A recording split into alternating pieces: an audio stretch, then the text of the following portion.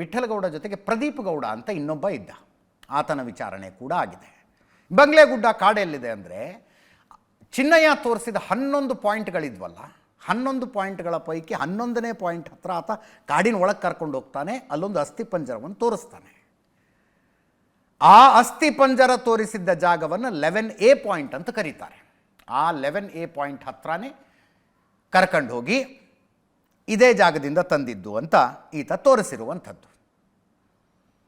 ಇಬ್ಬರನ್ನ ಕರ್ಕೊಂಡೋಗಿ ಮಹಜರ್ ಕೆಲಸವನ್ನು SIT ಅಧಿಕಾರಿಗಳು ಮಾಡಿದ್ದಾರೆ. ಇವತ್ತು ಕೂಡ 6 ಜನರ ವಿಚಾರಣೆ ಆಯಿತು. BNS 180 ಅಡಿಯಲ್ಲಿ ಹೇಳಿಕೆಗಳ ದಾಖಲಾದವು. ಮುಂಚೆ IPC ಇದ್ದಾಗ 161 ಇತ್ತಿತ್ತು.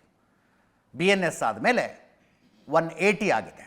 ಅಂದರೆ ಪೊಲೀಸರ ಎದುರಿಗೆ ಕೊಡುವಂಥ ಸ್ಟೇಟ್ಮೆಂಟ್. ಬೇಸಿಕಲಿ ಒಬ್ಬ ಅಧಿಕಾರಿ ಕೂತ್ಕೊಂಡು ಅವ್ರು ಹೇಳಿದ್ದನ್ನೆಲ್ಲ ಟೈಪ್ ಮಾಡ್ಕೊಂಡು ಆ ನಂತರ ಅವ್ರ ಹತ್ರ ಸೈನ್ ಹಾಕಿಸ್ಕೊತಾರೆ. ಈ ಹೇಳಿಕೆಗೆ ಯಾವುದೇ ಎವಿಡೆನ್ಷಿಯಲ್ ವ್ಯಾಲ್ಯೂ ಇರೋದಿಲ್ಲ. ನಾಳೆ ಕೋರ್ಟ್ನಲ್ಲಿ ನಾವು ಹಂಗೆ ಹೇಳೇ ಇಲ್ಲ, ಪೊಲೀಸರು ಸುಮ್ಮನೆ ಏನೋ ಬರ್ಕೊಂಡ್ರು ಅಂತ ಆರೋಪಿಗಳು ಹೇಳುವಂಥದ್ದು ಸಾಮಾನ್ಯ. ಅದು ಆದರೂ ಯಾಕೆ ಇದನ್ನು ಮಾಡಿಕೊಳ್ತಾರೆ ಅಂದರೆ, ಒಬ್ರದ್ದು ಹೇಳಿಕೆ ಕೊರಾಬರೇಟ್ ಆಗುತ್ತಾ ಅಂತ ನೋಡೋದಕ್ಕೆ. ಈತ ಹೇಳಿದ್ದಕ್ಕೆ ಆತ ಹೇಳಿದ್ದಕ್ಕೆ ಹೋಲಿಕೆ ಇದೆಯಾ ಅಂತ.